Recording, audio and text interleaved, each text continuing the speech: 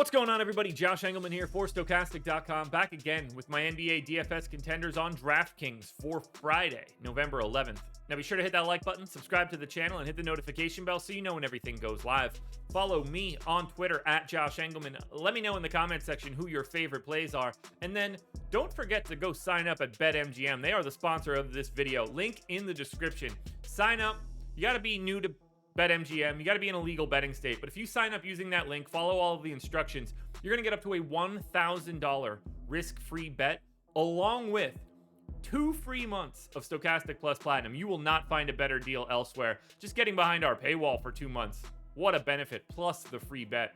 Just looks good. Go check it out right now.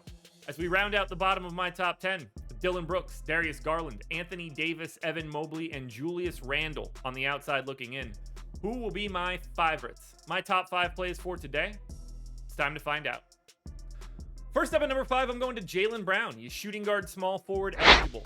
So you get guard, forward, and utility. Great flexibility. 8,200, projected for 45. The goal's 51. He's in the optimal lineup 16% of the time. Jalen Brown plays 36 minutes a game. He gets a slight pace up spot here against Denver. He's like a 1.2 fantasy point per minute guy in this spot. 30+% usage, 27 real points, 7 boards.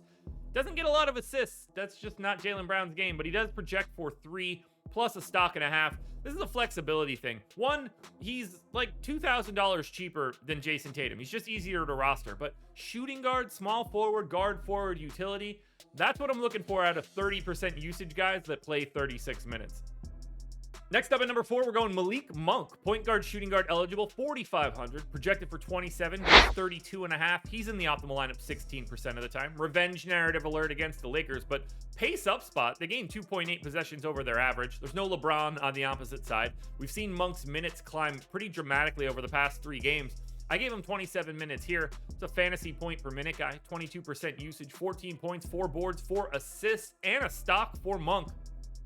The minutes look good. The matchup looks great. The price tag works. The flexibility works. It's just a really nice value play, sub 5K.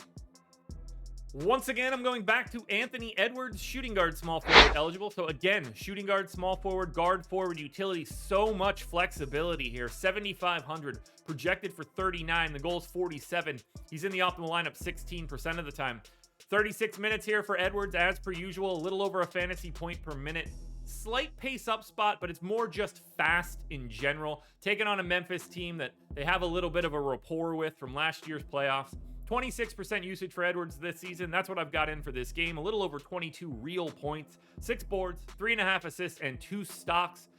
It's going to get there for Edwards at some point in time, but 7,500 is a price tag that's easy to get no matter what style of build you're putting together. And the fact that you can put him in 5 different lineup spots just increases your ability to fill out the rest of your lineup.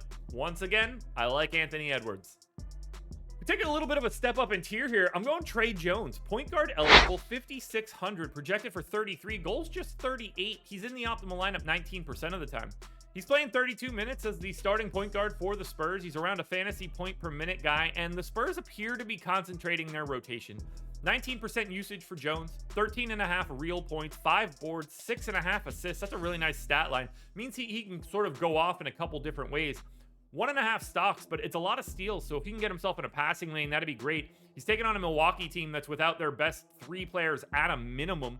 They're actually the favorites in this game. I like Tre Jones quite a bit. I like getting to San Antonio just in general because of the way that the minutes are dispersed to their starters, but no one looks better on San Antonio than Tre Jones. Now, before we get to that number 1 contender, one last reminder, please hit the like button, subscribe to the channel, hit the notification bell so you know when everything goes live. Follow me on Twitter. It's the only place you're going to get updates to my Sims as we get closer to lock. Let me know in the comments who your favorite plays are, and then please go sign up at BetMGM using the link in the description. I don't know if he plays today, but if he does, he's my number 1 contender. That is Kade Cunningham, point guard eligible, 7,200. That is $900 cheaper than he was 10 days ago. 42 fantasy point projection, 46 point goal. He has multiple games at 46 or higher just this season. 23% of the time, Kade Cunningham is in your optimal lineup. 34 minutes, 1.2 fantasy points per minute. Slight pace up spot against the Knicks. They are 8-point dogs, but if it's competitive, who do you think did it? 21 real points on 29% usage, 7 boards, almost 7 assists, and 2 stocks. He just has to be on the floor. He's going to be questionable. We might not know for a while, but assuming Kade is in, he is my favorite play on today's slate. Alrighty, folks, that will do it. Those are my NBA DFS contenders on DraftKings for Friday, November 11th. FanDuel versions around here somewhere, so check it out. Good luck tonight, everybody. Win some money. We're back again Sunday morning for another edition of the Contenders.